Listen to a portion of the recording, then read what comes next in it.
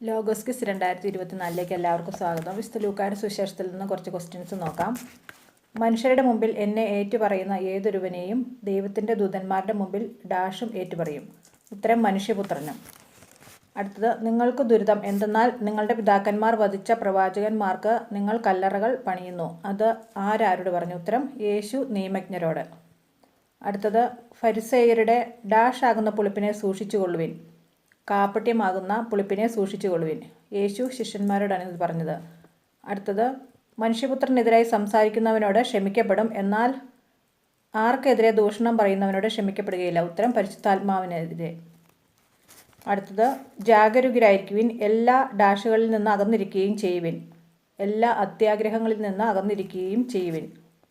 എന്നോടുകൂടെയല്ലാത്തവൻ എനിക്ക് എതിരാണ്, എന്നോടുകൂടെ ശേഖരിക്കാത്തവൻ ഡാഷ്. ഉത്തരം ചിതറിച്ചു കളയുന്നു.